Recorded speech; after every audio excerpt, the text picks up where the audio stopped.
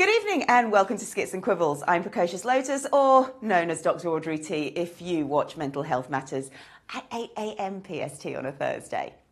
Skits and Quibbles is where we look at the most amazing people in the arts world and we find out what makes them tick. But before I introduce our guest star today, why don't you join me on the main stage? This week, I thought I'd do the start of a double bill of robe work when it comes to stripping or getting a little bit naughty with clothing and props.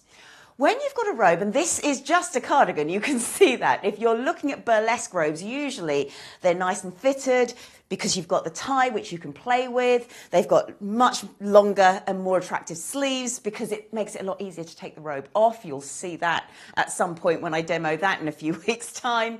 And also they're tailored at the waist. So again, you can play with them a lot more. However, you can use these steps or moves in the bedroom on a normal day. So if you've got a cardigan, if you've got a dressing gown, if you want to get a little bit playful, here are a couple of things that you can do. When it comes to burlesque, it's all about the tease. So think about the shoulder drop. And that's all you get. And you can do the other side, just a shoulder drop, and then no more. And then another lovely one is turn to the back, drop it off, and then again, you might want to put a little shimmy in there if you like, or you could put a hip swing. And again, bring it back on, and you don't get any more. So if you do want a little bit more, you've got to tune in next week. But are you ready to meet our first guest?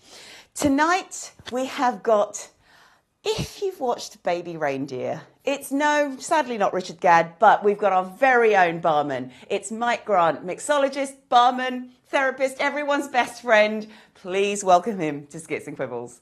So today I'm going to teach you how to make a rum punch. So this is a method that is called a shake and strain, which is using these cocktail shakers here. So you can see it's called a Boston shaker, okay? So what you need to do first is make sure you fill it up with ice, because you keep it nice and cool. So probably up to about here, so, okay? And then what we want to do also is get this shaker all filled up with ice as well. So if we fill it up just a bit like that, okay? So first of all, I've been taught to free pour, so I'm going to put a bit of rum in, so probably about, I'll say a double shot of rum. So if we just pour that in there, pop that in there, that's that done. And then we're also going to put some grenadine. So this is kind of like a raspberry syrup, okay? So if I just get this shooter here and pop it in. There we go. Got to be steady with that, all right?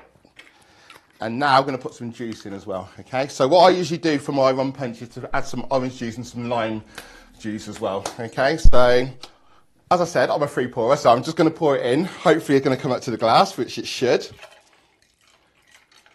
So that would do for the orange juice. And the lime juice is here, so you can get this from any local shops as well. Just pop a few drops in there. Okay, that's that. So as you can see, the colour is quite nice and orange through there as well. So, yeah, there you go. And then just pop the glass on. Make sure your hand's over so you don't want it flying over your shoulder. And then give it a shake, both sides. There you go. So you're going to have to shake it until you start to feel it start cold on your hands, okay? That's how you know it's kind of ready with the ice. Give it a tap on the side, that's how you release it. Empty that. Okay, and you've got your strainer here, pop that on top and just pour in gently like that.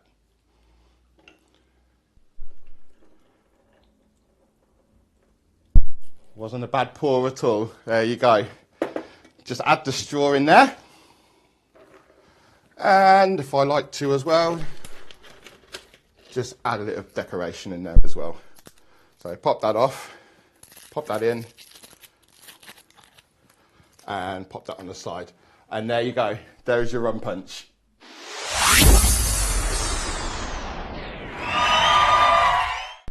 Mike, that was fabulous. Thank you so much. I love the throwing of the glass. That looks, I mean, how did you become a mixologist? Oh, wow. I started as a bartender in Northampton, working at a casino. Just doing normal bartender jobs at a young age, probably about 18, 19.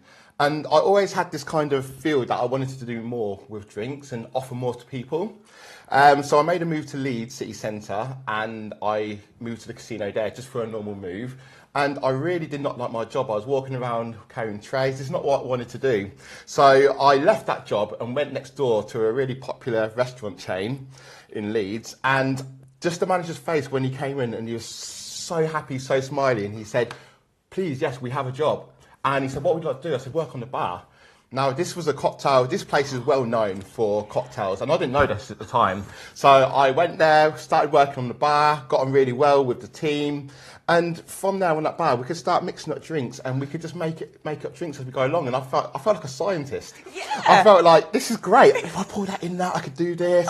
And I just thought, that is absolutely brilliant. And I started moving my way up there, and then I became a bar trainer. So I started going to different stores within that chain and training people. And it was never something that I thought I was going to do, but it's something that I'm really glad I did do, because it's a skill that I've got for the rest of my life. Oh, it's a fabulous skill. And you're absolutely right. It is like science, and putting, it's not just colours, but textures and tastes and things like that. What do you love most about mixology? I think what it is that I love the most is, like I said, mixing up the drinks and creating something that's going to be the right palate for somebody that comes in. And what I also love as well is when they say to me, oh, can you recommend me something? And that's when I can start to play with it and say, okay, what do you like to drink? Do you like vodka? Do you like rum? Do you like sweet? Do you like something sour? Oh, what's the occasion? You can kind of tailor that cocktail to anything, what's going on in somebody's day, and just brighten up their day. Oh, which leads me on to my next question, because you run events as well. So you're not just working behind a bar, you are also a mixologist at cocktail events. Tell me about these events that you run. Yeah, so I've got a nice place in Wellingborough that I do mixology classes. So this is where I kind of teach people how to make cocktails, but it's not such a formal kind of thing. It can be for different events, like it could be for hen do's, dad do's, corporate events. But I also like to delve into team building as well, for workplaces as well, because it's a good way to bond with everybody and just show them how to make it. And I also do some trivia, some party games as well to go along. I make it a fun environment for it to learn how to do that. And that can be a monthly thing for people to come and socialise. I love that. Now, you will have had to have been trained for those skills. I mean, throwing something alone, I can barely throw and catch a ball, let alone what you were doing with the glasses. Yeah. That looks amazing. What is the training like for this? Okay, so when I worked at the chain restaurant, it was really good. They had a set kind of script of how you need to train. So there was a way to be a levels of mixologist. So I reached the second level of mixology, and that kind of taught me about over 100 different cocktails within that to start with. And then after that, obviously the flaring, as you can see by throwing it up, that was the most fun part, because that was in a training manual, but that came from a good friend who worked with me in these, I just watched him, and I saw him doing some unreal stuff that I thought, I will never be able to do this. But slowly and surely, he's shown me step by step how to do things. I'm not the greatest, but I'm not the worst. So I know how to entertain, and people just love it to see you when you just do that one little thing, whether it's throwing a bottle behind your back and then pouring it, and it's just like that wow factor. So definitely. Now, how do you manage an evening like that, though? Because of course there is alcohol flowing, and we've been there. The producer and I've been there, and we've been in hen nights where it's just got a little bit out of hand. Yeah. How do you manage that? I'm always aware of everybody who comes in anyway, and you've always got that one person who wants to go the extra mile for the party as well. So I always have obviously some water available on the side, if people need it, but I also space it out quite well for the master classes as well. So I never obviously give out loads of free shots and stuff like that. I like to keep control, because I understand that people might have come from far as well. So it's just about controlling and having a structured way of doing the master classes that usually do that. That's amazing. Now, the next drink you're going to make is a layered drink. So tell me a little bit about this drink. So the layered drink is a tequila sunrise. It's a great drink. So there's a lot of layered drinks that you can use depending on the density of the alcohol. So that depends on what can sit on what. So the tequila sunrise is tequila, orange juice, and grenadine. Now, grenadine is a kind of a syrup that can, so as you can imagine, it's quite thick, so it would sit down at the bottom. Now, the orange juice is quite light, so if you pour it slowly down on a spoon, it will start to kind of sit on that grenadine, and it can stay there. So when people have like shots, we have things called layered shots. So that's when you can see like 3 colours. And I've got an event on Saturday where it's called a traffic light party. So I will be doing a traffic light looking shot as well with the red, yellow and green. So Amazing. there's always ways, yeah. Let's have a look at the tequila sunrise.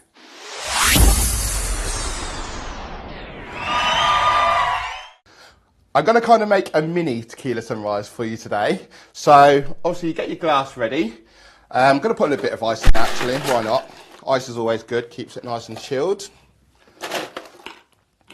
Okay, and what we're going to do again is use grenadine again. So grenadine is a syrup that can sit below, and the density is different to other kind of liqueurs and alcohol, so anything can sit on grenadine.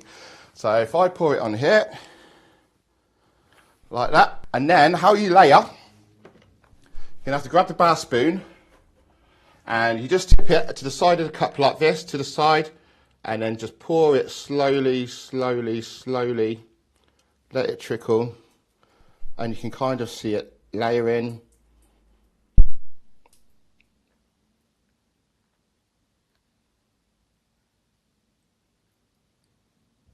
Now sometimes you can add the tequila before or you can have it after, depending on what you'd like. But also you can pour it down the side of the glass as well, just so it gets down. That's a single measure. And there you go, that's your tequila sunrise.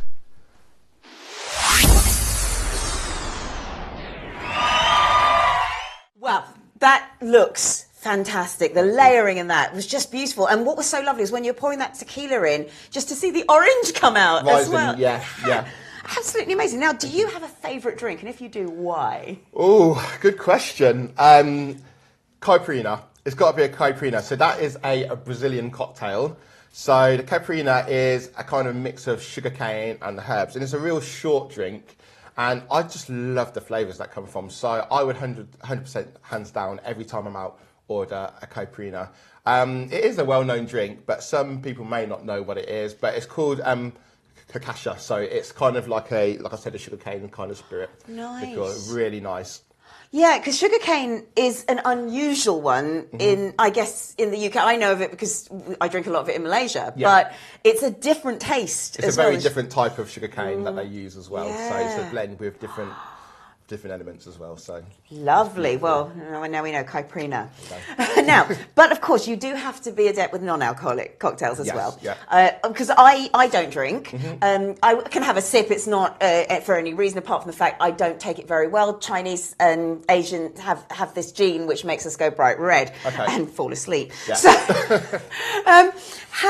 how difficult is it to make a really nice non-alcoholic cocktail? Because it feels a bit like a dirty martini, an olive oil and an olive in a glass, and that's a bit sad. Yeah, exactly. I mean, you can have different takes of mocktails from classic cocktails. So, as I've demonstrated, we've got the Virgin Mojito.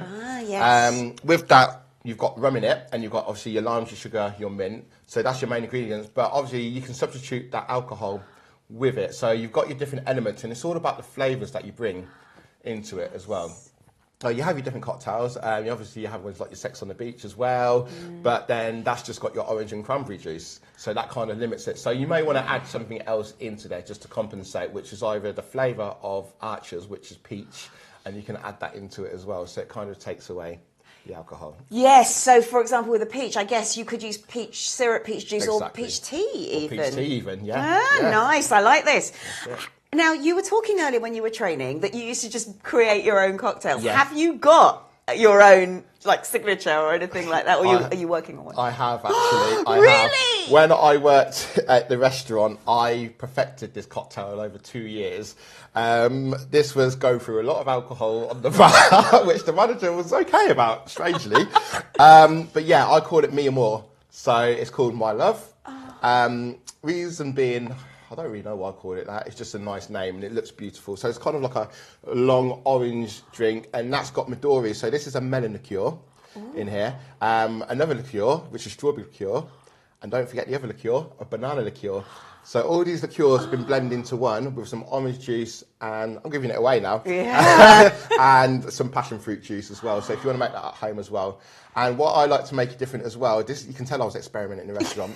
I got a bit of orange sherbet and put it inside the glass as a garnish, and that brought out the taste as well. And it tasted like a well-known lolly from the ice cream van as well. Oh, amazing! You could probably guess with the colour of the orange as well. I love But I had to change the name. I couldn't call it that. So. Yeah. Oh, no, well, it's your signature though. Well, it is, yeah. I love that. And that went down quite well as well. So it sounds like I had never had a banana liqueur. yeah, banana liqueur is a wonderful thing. Yeah, it's beautiful. Brilliant. Now, are there any cocktails which are, to your taste, really awful? They just shouldn't be on the list anymore. I mean, everyone has their own taste of Yeah. cocktails, but I remember in training I had a cocktail called Beverly Hills Iced Tea.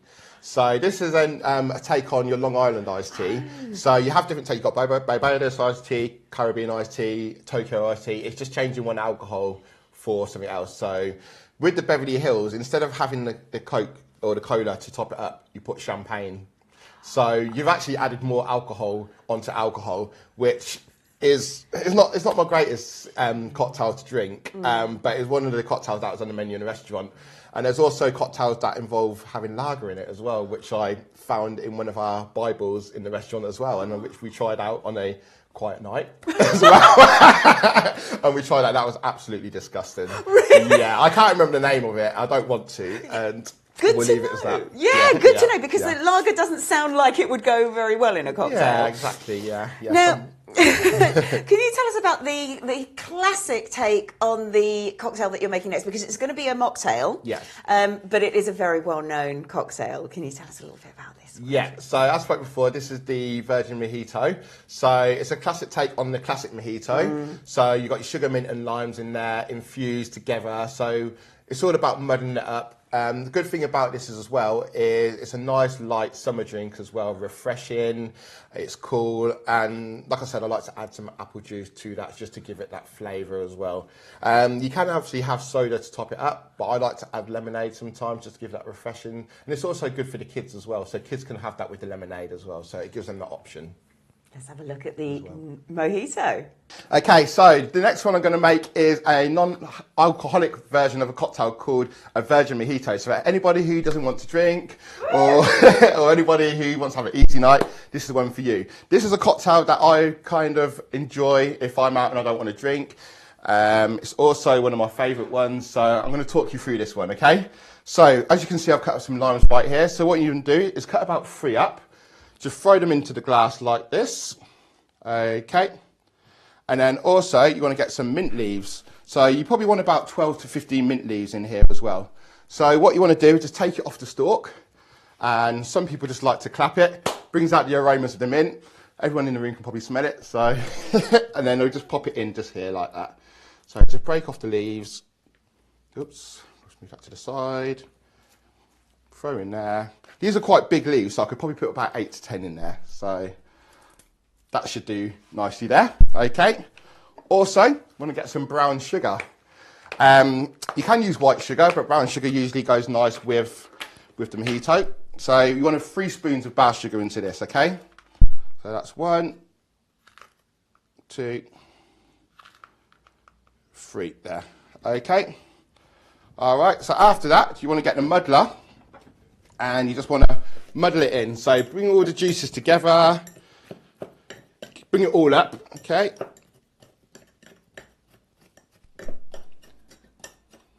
There you go. So that's all muddled in. So the sugar, the lime and the mint is all muddled in as well. I like to put a bit of lime juice inside as well, just because it mixes with the blend that's already inside. So just a little bit of a drop in there, okay? Now what you want to do is just add some ice. Pop that in there, probably about halfway through, just like that. Now, remember I said that we don't have the rum in? I like to put some apple juice in it as well. Every bartender is different, so everybody might say it's nice. Some people will say, oh, I prefer to use this one. I prefer to use apple juice. So just pop some in there, like that. To about there. Okay, and at this stage, you want to start churning it again. So you can get the bar spoon and just bring it all up so you can see the mint leaves start to rise, all in there. As you can see, the colour as well with the brown sugar as well. Do it for about no less than 10 seconds. There you go. And then you want to get some more ice and then fill it to the top like that. Okay, and then just top it up with a bit of soda water. So that's what happens. You can also top it over with lemonade if you don't like soda water, so it gives it a little bit of extra flavour.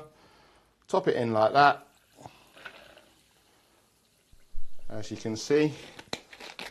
And then garnish is always important. So what I like to do is get the mint leaves, get a little sprig, pop it to the side of the glass instead of the umbrella this time, and then get the straw. And there you go. That's your virgin mojito.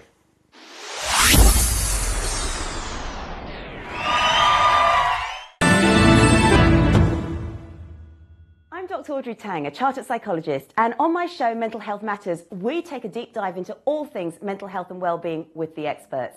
So join us at 8 a.m. PST on Thursdays on the Fresh Takes channel, because mental health matters on E360 TV.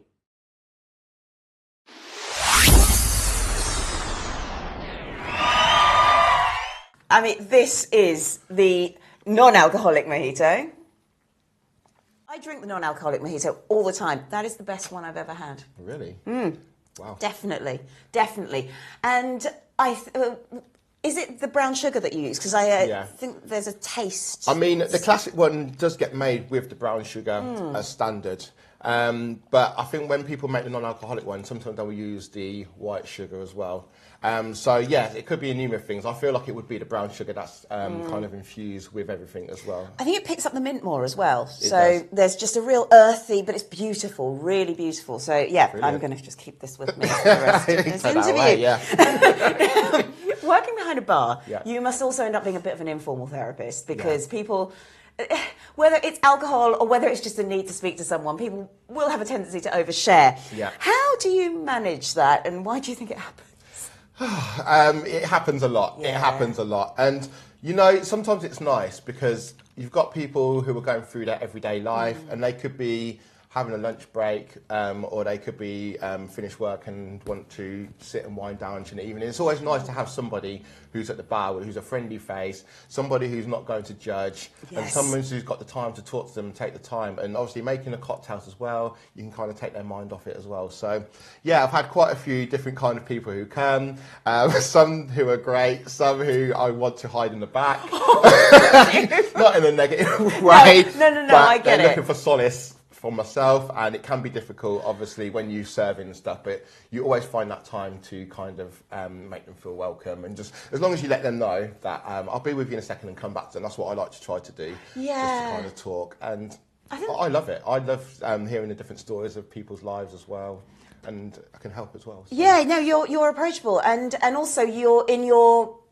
day job, which you do as well. Yeah. You are a care worker, and Yeah. so you have that training and you have that understanding of how to manage with people and how to show that compassion when needed, which is amazing. I will be asking you about your own well-being a little bit. Well, actually, no, that's apparently my next question. Oh. How do you look after your own well-being when that happens? So. I feel, obviously, over the years, I've had the training to kind of do that. And like you said, I work in a care setting as well. So that kind of helps me with the training as well to do that. I think it can be difficult when you've got somebody at the bar with, like, say, some problems or anything like that, and they're unloading it onto yourself. But it's just about how you redirect that with them as well, and just say, okay, you know, why don't I make you a beautiful drink? Let's take a picture. You know, I might come around the bar, you know, go the extra mile. So I'm not just a bartender. I'm not just a bar therapist. I'm just coming around and say, you know what, let's have a good time, and here's your friends. Let's make it a good night and get home safe. So. Oh. Gosh, you're amazing. Thank You really you. are. You're like, That's right. it's not just bar therapy, you're like bar Superman. Amazing. Fabulous. Yeah. Now, it looks glamorous. It looks really glamorous, but you've already mentioned there's a couple of times where people may overshare a bit, and it can be emotionally taxing. Are there elements of bartending, mixology, and the events that you run which are less glamorous that you really need to think about? Yeah, I mean, mixology always looks great, you know, but you have to come a long way from mixology to get there as well. So, as I said, I've started from a bartender, probably started as a bar back as well. So, if you're making the drinks, obviously you're going to have to wash these glasses, and we have to think about health and safety as well. So obviously under the surfaces, you've got to make sure that's nice and clean. But as a mixologist, you make your drinks, but you don't make it be known about that side.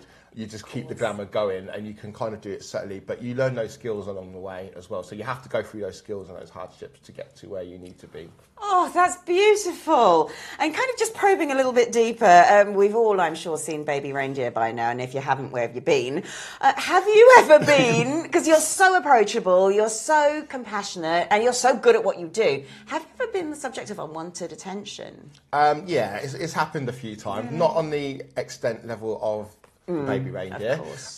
But yeah, there is sometimes you're kind of enclosed in your area. Yeah. So it's that kind of no escape kind of feeling sometimes, where somebody comes to the bar and you can kind of feel the eyes on you, and then they want the conversation, and you see her back in a minute, and you can still sit and waiting to talk to you and that. And it can be difficult to manage sometimes, but as I said, you get through it, and the practice of communicating with people and learning about different people and their characteristics that helps you to get through it. So, yeah, it's not too hard for me. I mean, if I was the guy in Baby Reindeer, I probably would have left the job, but you know, because it was quite excessive. Yeah. But it is not often that kind of happens. So usually it's a very nice environment.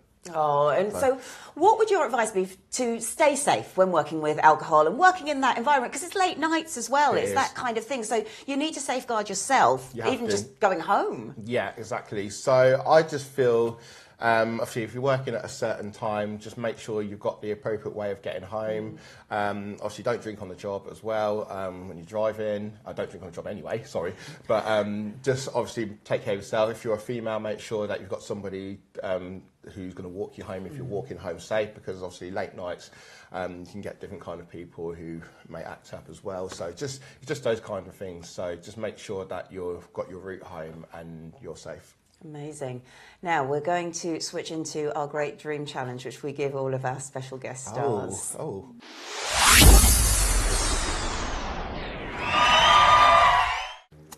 Mike. Hi. There's the fear.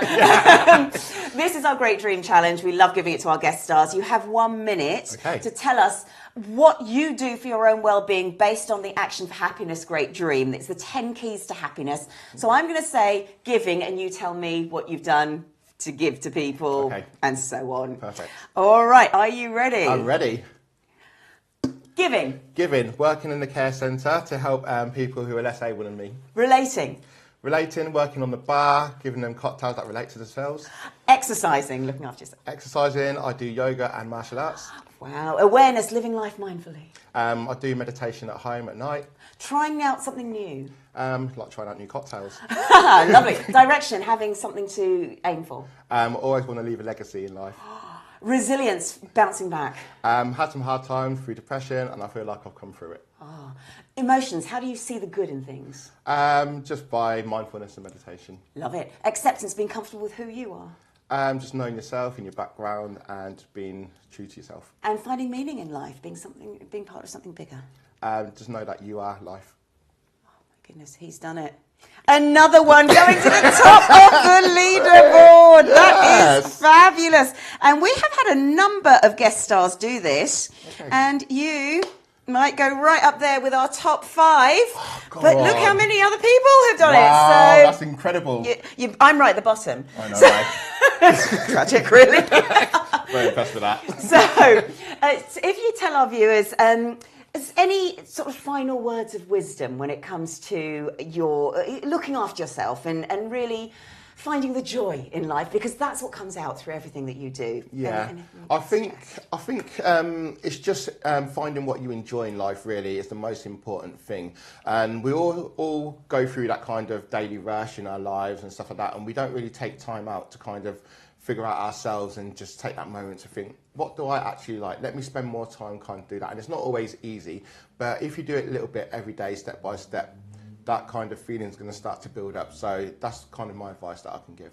Absolutely beautiful. And you're going to take us through the classic margarita to play us out. Tell us a little bit about the margarita. So the margarita is a tequila favourite.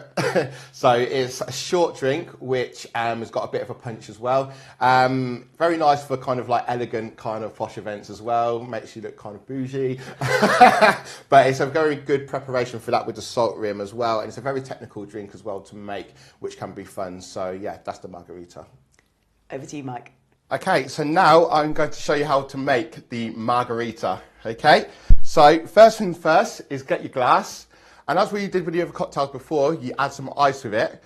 We can do this to chill, but before we do that, we need to rim with salt, okay? So how you do that is get the lime, and you just rub it across the edge, just like that, okay? In a straight line, quite even as you can, all the way around, okay? That should be fine. Right, as you can see on the plate, we've got some salt here as well. So what you want to do is gently and not get it inside the glass because that will take away the taste. So this probably took me about 2 years to learn this. Probably me, but anybody else will learn quicker. Okay, and just literally dot it around the glass like that. Get the salt across, push it around, give it a dab.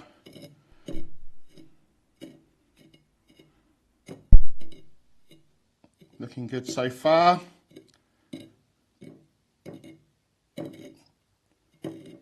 Voila. So there you have your salt rim there, okay? Right, now we need to chill the glass as we are making the drink. So just pop a little bit of ice in there, okay? There we go. Okay, first things first, put the ice in the Boston shaker. So we're going to get that nice and cold, okay? And then you want to grab your tequila. We probably want about 1 1/4 ounces in that. So that's equivalent to about 1.5 shots, okay? So free pour again. Pop that bottle, make sure it stops the pour, okay? And then what I'm going to do is going to put some sweet and sour and sugar syrup in that, but that can be homemade. So how I'm going to do that is put some sugar syrup in it first, okay? Probably just a drop. I'm going to use this, just so we know. So it's going to be a single measure, just like that. Pop that in, okay? And then we're going to put some lime juice as well. So that should create your sweet and sour and simple syrup as well. So just a little drop like that. There we go. Okay, so that looks quite nice. So this is quite a short drink as well. So as you can see by my martini glass, it's going to be very short but very strong, okay?